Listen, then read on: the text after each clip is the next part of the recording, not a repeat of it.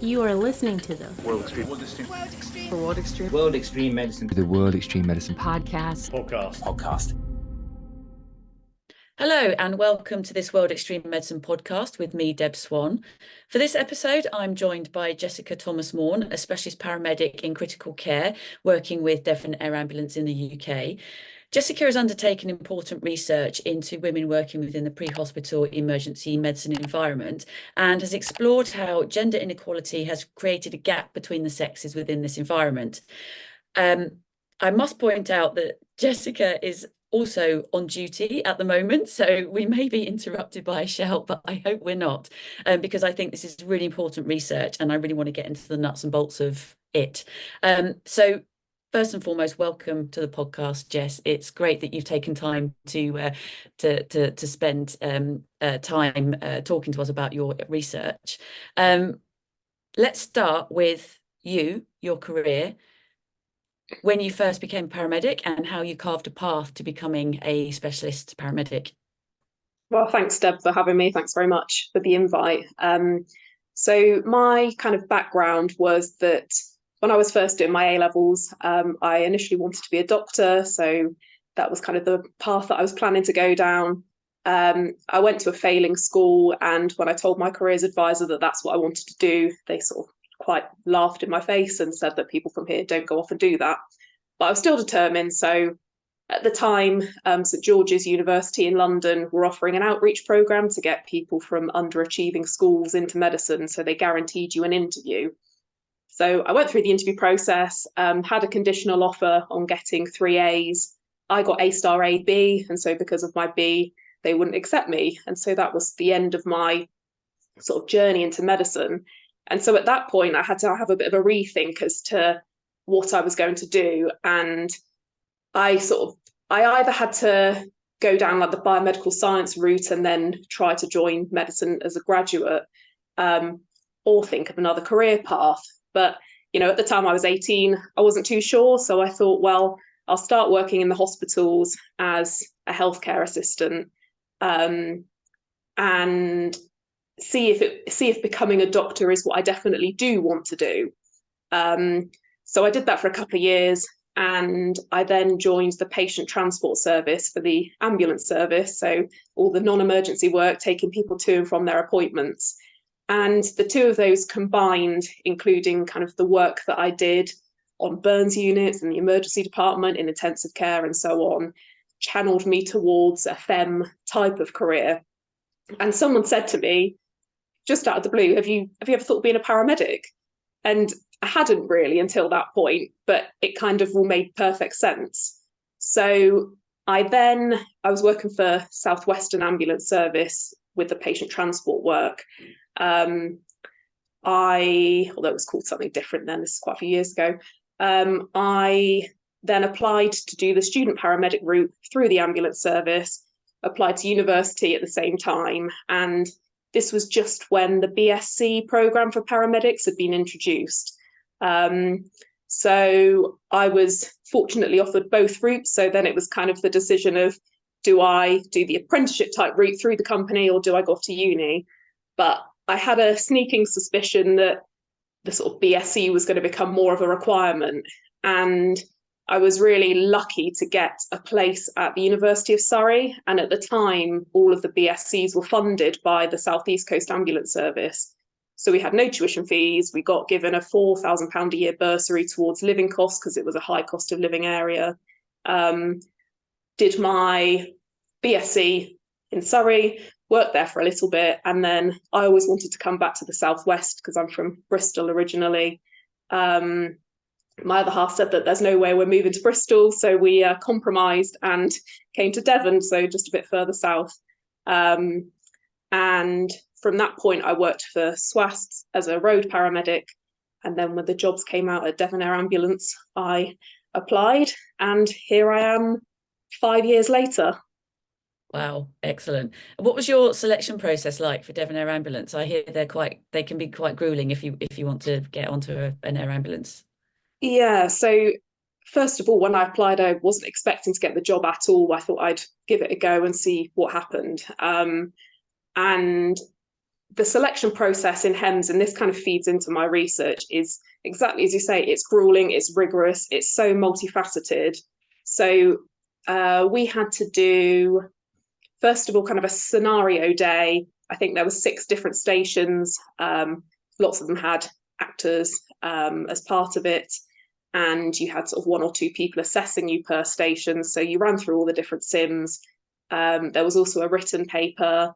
There was a fitness test, which for us at DAT involved sort of walking with a weighted rucksack and a scenario. But I'm aware at other services, they still make people do bleep tests and press ups and sit ups and things that aren't necessarily relevant to a job in HEMS. And that was the first stage. If you then got through to the second stage, it was a face-to-face interview, and you had to prepare, I think it was a 10 or 15-minute presentation to deliver to the panel in front of you. And that was it. So yeah, they have lots and lots, so sort of hundreds of applicants. And when I joined, they took on 7 of us together. So it was quite an inject of new staff. Yeah. And what was this is obviously a leader into your research, but what was the male-female ratio for your selection? So for my selection in particular, I don't know the exact breakdown. When we recruited recently for paramedics, the CVs themselves were all anonymised, which is one of my many recommendations. But there was an optional diversity form to be filled out in conjunction. And so for the HEMS paramedic jobs, they had about 30% applicants were women. Of that, we took 2 out of 20 to the selection process, and then we've taken on 2 men. So there's still this ongoing sort of pyramidal effect from application. When I joined HEMS at the time, there was a couple of doctors who were women. There was 1 out of about 17 paramedics who was a woman, and there were no pilots who were women. Now we've got a bit better balance, so the doctors are pretty much 50-50 in our unit. There are 5 paramedics who are women and still the sort of 17 or so men. And then there's 1 pilot, Tilda, she's amazing, who's a woman, and the rest are all men. So still some inequity. Yeah, so let's talk about your research. It was for your MSc, is that correct? So what prompted it? Was there a catalyst, or was it something that you were aware of anyway, and it's something you'd always wanted to look at? Because I'm painfully aware of the disparity, and being a nurse in FEM as well is even more difficult, I think. Absolutely. So I have my own theories as to why it is, but you've done the proper research, so that's why I'm so keen to get into this. What prompted this particular study? So when I first kind of discussed with my colleagues in the ambulance service that I was going to go for a job in HEMS, the feedback that I got at the time was very much like, oh, it's only for boys, you know, you're not strong enough, you've got to be, you know, a big strong man to do this sort of job. And I was essentially told that you probably shouldn't even bother applying, but I applied anyway. Good. And then when I got the job and I joined HEMS, you know, runs of shifts went by where I never saw another woman. And it was quite a stark realization when you've come from an ambulance service, which is fairly 50-50, sort of a 50-50 gender split, to then joining HEMS where there are so few women, that I essentially wanted to see whether it was, first of all, niche to just our air ambulance or whether it was across the board. You know, from what I've seen interacting with other air ambulances, I thought it was probably going to be a national situation. So when I then had the opportunity to do my research as part of the MSc, I thought, well, let's do this properly. Let's sort of find out, you know, exactly as you said, I have my own theories for this, but when things aren't evidence-based, it's difficult to prove to be credible. So yeah, that was the final year of the MSc, is looking into sort of what's causing the gender gap in HEMS in the UK. How did you gather your data? What was your process? I put out qualitative, so open-ended anonymous online surveys, which I recruited through social media. And there's lots of reasons why I did this. So I think the university strongly encouraged me to do interviews, but the sort of scale of the project that I was working on would have meant that I would have only got to speak to probably 5 or 6 women or men or whoever was willing to volunteer their time. And because this was such a novel research, I wanted to get as broad an understanding and a national understanding, if at all possible. So I felt that putting out a survey was probably the best way to get reasonable numbers. But I didn't want it to be quantitative, because the kind of yes/no answers or the closed question answers probably wouldn't have afforded me the insight that I subsequently got. So yeah, my university supervisor was a bit like, we haven't really done this before. I think one of my colleagues with his MSc had done that research method, but as a rule, it's not so much of a commonly used approach. But as it turned out, it worked really well. And so I put the surveys out on social media. And again, there's pros and cons to social media use. But I wanted to get 30 responses within the first 30 days, I think the surveys went out for. And I got those 30 responses in less than 24 hours. So I thought, well, there's clearly an interest in this. Yeah. I recruited paramedics and doctors of any gender. I wanted it to be open to nurses, but the difficulty is that so many HEMS services, I mean, it's slightly different now, but this was 3 years ago. So many HEMS services still don't recruit nurses. Yeah, exactly. You're a rarity, Deb. Yeah, exactly. So sort of to maintain the focus, I thought we'll start here and we can broaden as and when the sort of results come out from this.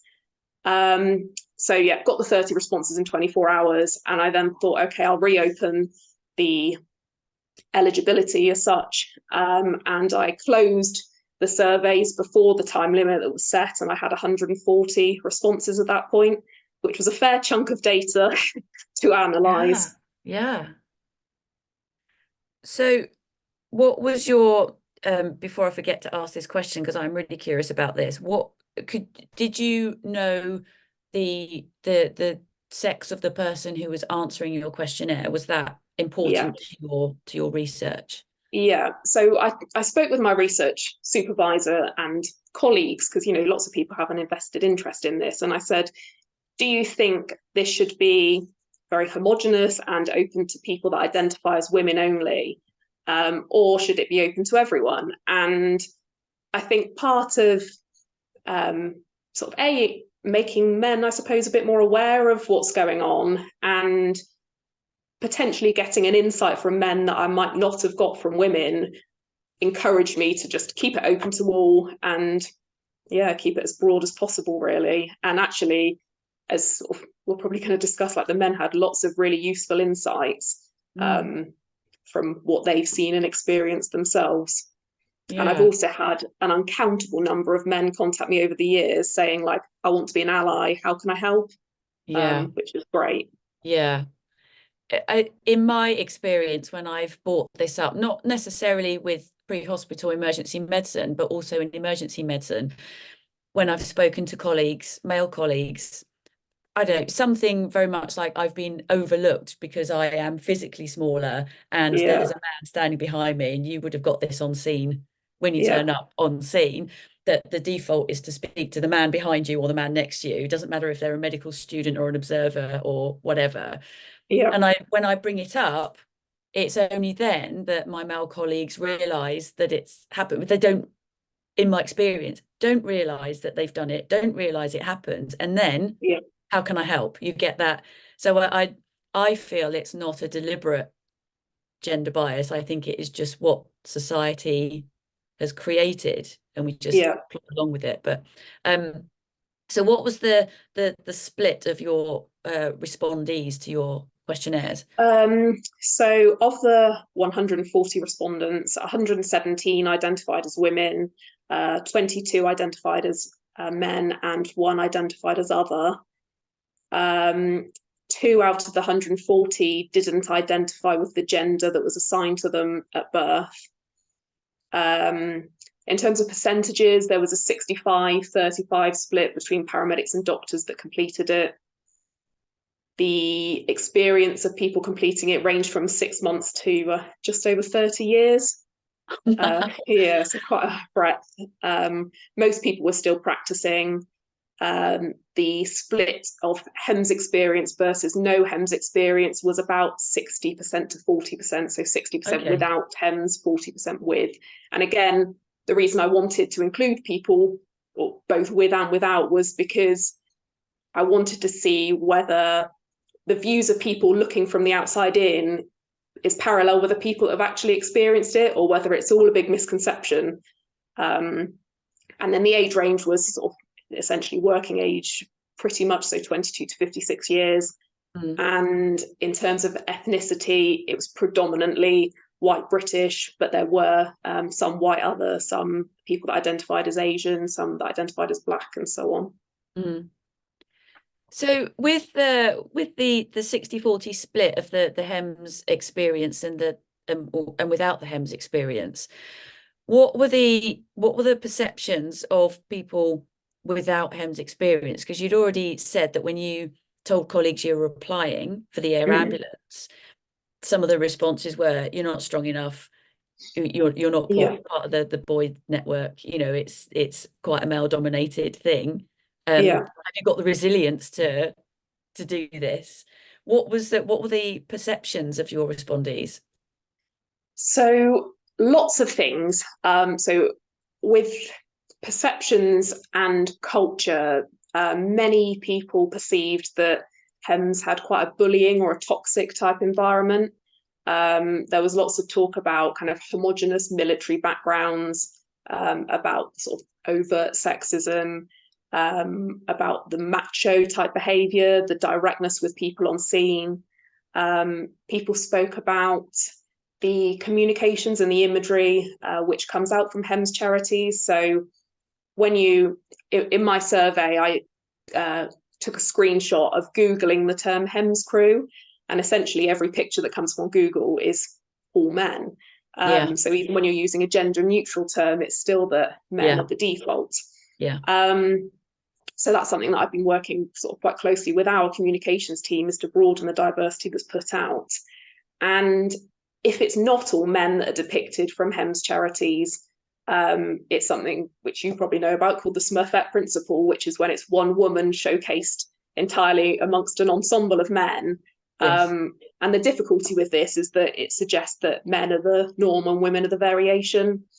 So yeah, there was lots of perceptions that HEMS was elite and that it was predominantly male. You know, Caucasian strong white men is the phrase that came up over and over and over again. Regarding the recruitment process, people felt that the jobs in HEMS were very much face fits and that the jobs were already spoken for.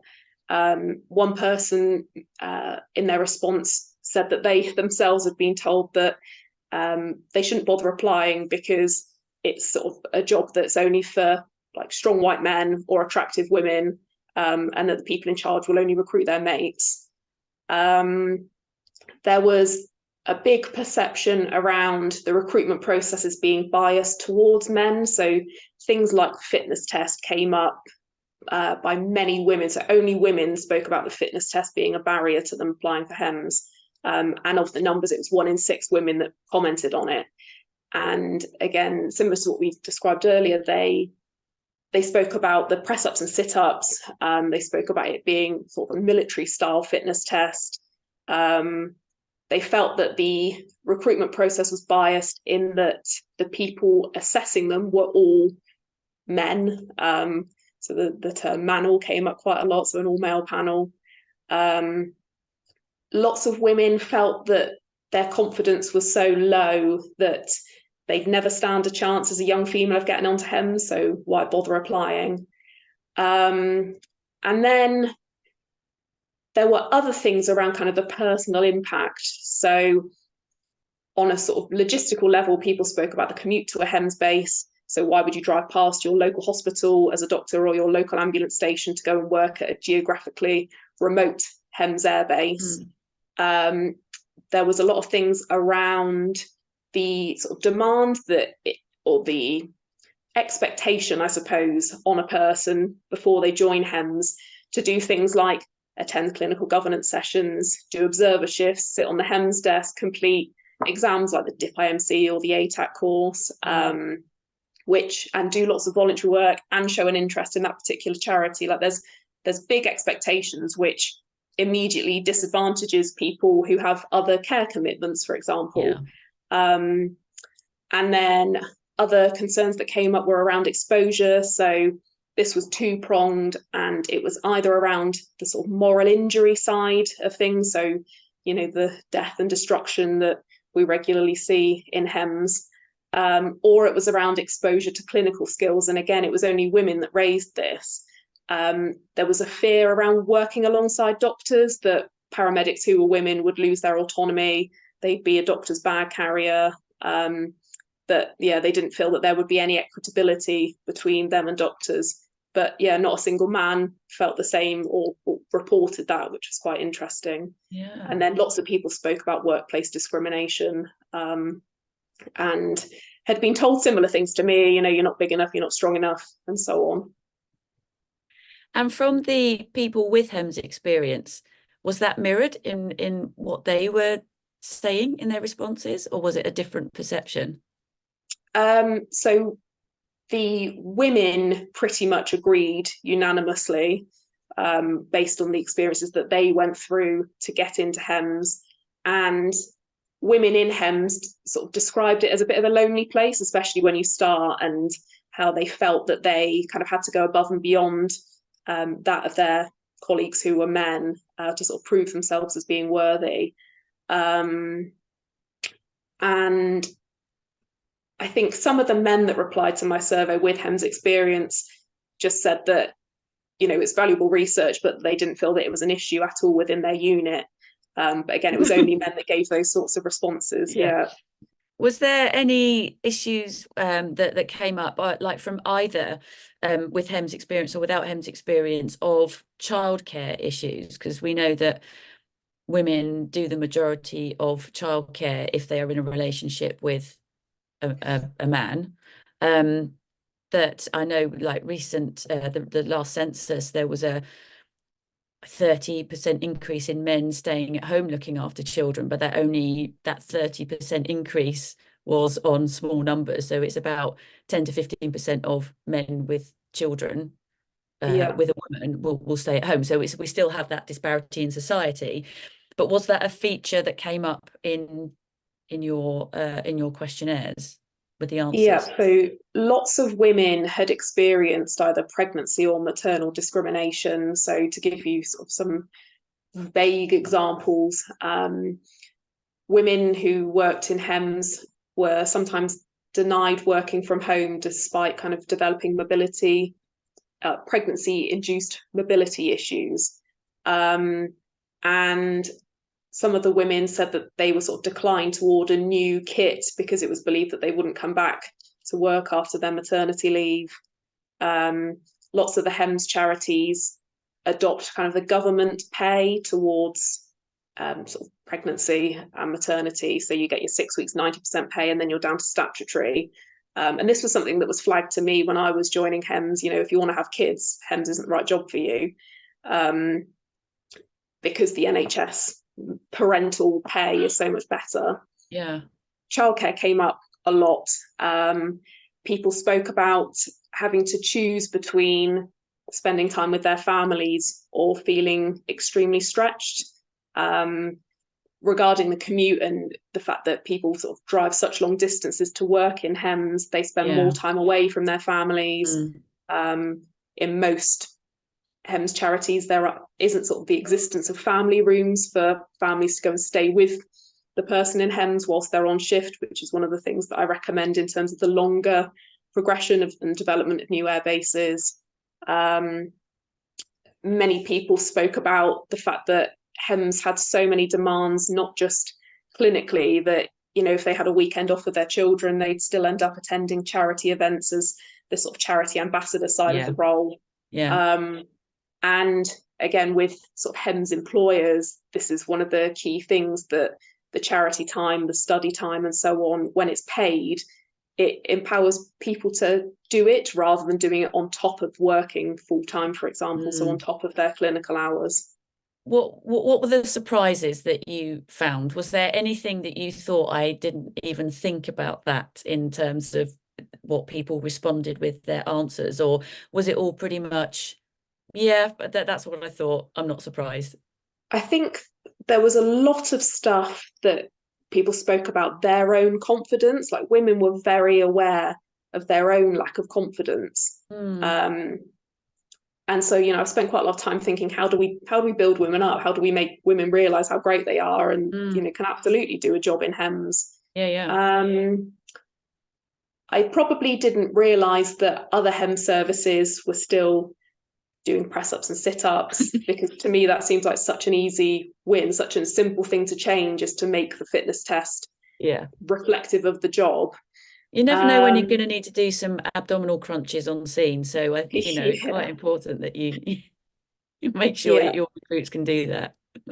Lots of the sort of, I expected to hear certain sort of quotes around discrimination, but people really candidly shared their own experiences, and some of them were just horrifying. You know, you can't quite believe that this still goes on in this day and age, rather than, you know, 100 years ago. But on the whole, I suppose it was largely what I was expecting to hear. I was just so pleasantly surprised by how much time people gave up to really share their insight. But I suppose it contributes to the fact that they want things to change, and they want, you know, HEMS services to start being more reflective of the demographics that we're serving. Yeah, and that's why I think it's such an important and vital piece of research.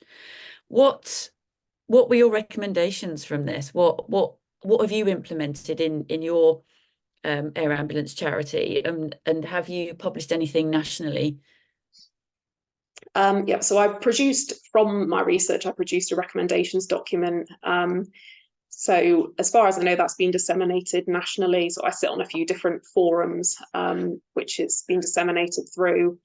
And I won't sort of read out the recommendations individually, but I don't know if you've got a website where you can potentially attach it when the podcast goes out. Can. Yes, don't worry about that. We can do that.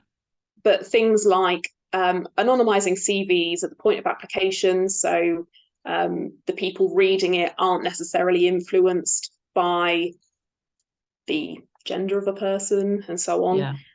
Which, again, similar to what you were saying earlier, it's not that people are doing this maliciously, it just forms part of our unconscious bias. We know that people will instinctively favour people that look and act and talk like them.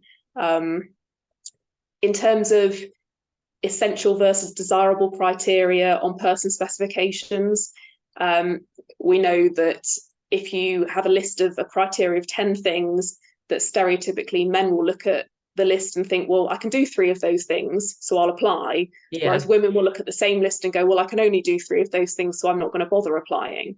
So with the sort of person specification, keeping the essential criteria as small as possible and broadening the sort of desirable criteria will immediately open it essentially to more diversity. Ensuring transparency around what is expected of you through the recruitment process. You know, I think sometimes there's a bit of smoke and mirrors about HEMS, and in reality, the more transparent we are, the more people can prepare.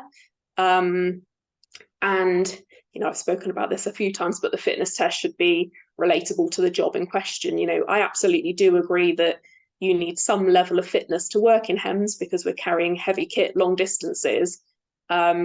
But doing a fitness scenario that's relatable to that is perfect. You know, walking 500 meters carrying a 15-kilo rucksack is reflective of the HEMS work that we do. And then people that were kind of fearful of the sort of career progression or working alongside doctors, I think incorporating as part of career packs the scope of practice documents that you will sort of work towards when you join a HEMS team. And also, lots of people shared that when they first joined HEMS, it took over their life. And so I think transparency about the non-clinical aspects of the role And, you know, we're really lucky at Devon Air Ambulance that pretty much all of our time is paid. So we have allocated charity hours, we have allocated study hours, which isn't the same across the UK. You know, some people had to fund their own master's degrees. So yeah, transparency around the non-clinical aspects, and kind of quantifying what is really expected of you. So what's the breakdown of your hours? How much of it is operational shifts?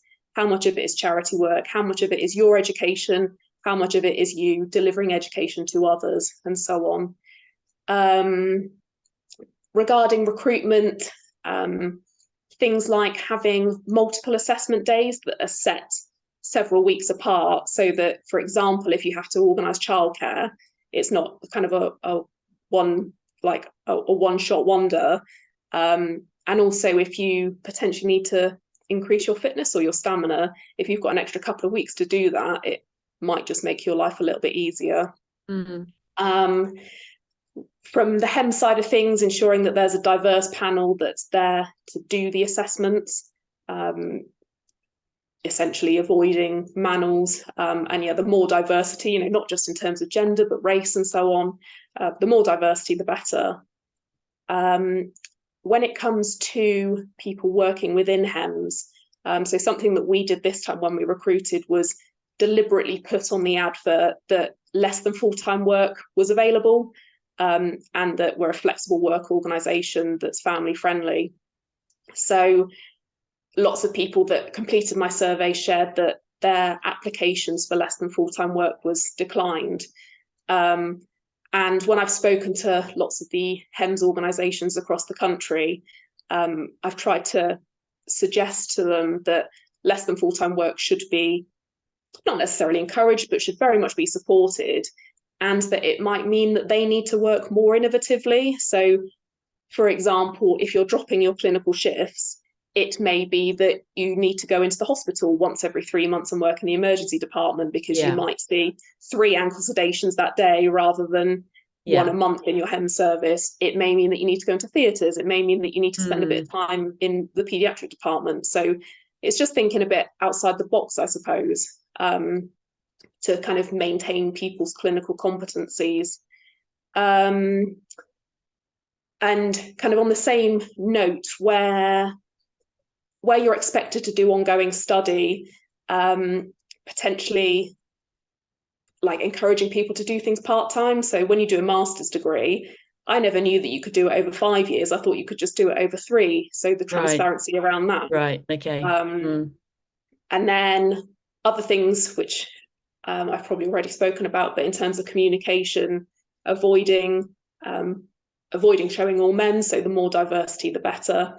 Making it reflective of the work that we do. So rather than having a team of people stood in front of the helicopter all looking really great and superhero-esque, you know, treating patients. So we just did a set of photographs where we got some volunteers in, and we actually went to a new housing estate and got lots of photos of us interacting with people as if they were patients, to make it reflective of the caring side rather than this sort of all-action hero that look at my helicopter. Yeah, exactly. Yeah, the red suit and Ray-Bans look. Yeah. And then things which I think are probably done in lots of places anyway, but you know, the zero tolerance approach to workplace discrimination, managers leading by example. The thing that I always say to men when they contact me asking for advice is that, as a rule, men listen to men. You know, if I tell people that what they're saying is out of order, or, you know, that it's inappropriate, you just don't get the same response as if a man says, mate, like, shut up, you know, the end of it. So yeah, men calling out men is a really important thing, and that's kind of part of the He for She national campaign. So there's lots of really useful resources on there. And then in terms of kind of moving forwards, I suppose, there are some courses around unconscious bias, and it's something that I've done, you know, both in terms of gender and race. You know, have a look at, it's just online, have a look and see what your unconscious biases are, because once you're aware, it helps you to overcome them. You know, it's not that people are being horrible, it's just how we're brought up. And with HEMS charities in particular, things like we have an NHS lease scheme where there's electric cars available. If you can charge your cars at base, that saves you quite a lot of money. If you're going to be commuting and spending 500 quid a month on fuel, that's quite an impactful thing that charities can offer, or HEMS services can offer.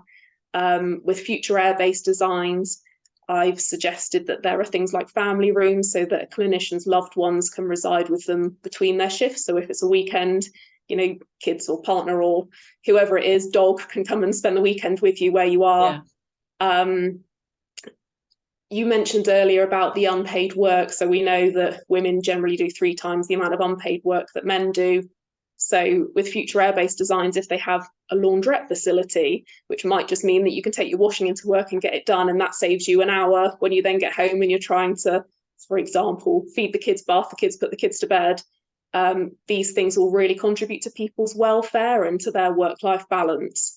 And then another big thing, which is something that I'm encouraging DAP to do when we get our new airbase, is to have childcare facilities and doggy daycare facilities. You know, loads of people have their fur babies, but that operate during unsocial hours. So when my daughter was born, we looked at putting her into a nursery, and we found that there was only 3 in Devon, in the whole of Devon, the whole of the county, that operated during unsocial hours. So having creche facilities on an airbase site would be invaluable, I think, particularly if they operate in unsocial hours.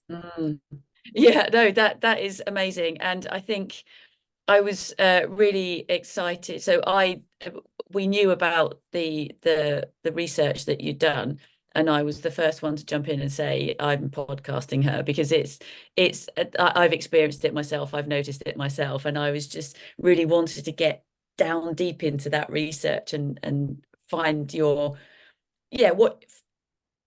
listen to what you found and your recommendations, and they're all doable. All of those recommendations are absolutely achievable. But yeah, I think it's a vital piece of research. It's so important. And I think it's, like you said, bringing it back to the he for she national campaign and men calling out men. And we've already said this, that if you don't know what you don't know, you're just going to carry on down that trajectory. So I think I think it's a great piece of research. Have you published it anywhere? I know you've got your national so I'm just in the process of publishing it as a journal article, so hopefully in due course that will be available for other people to read as well. Great, excellent.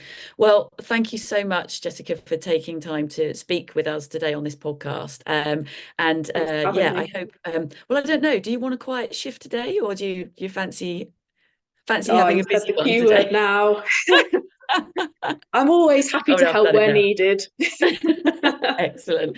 Thank you so much. It's great to see you. Yeah, thanks very much for having me, Deb.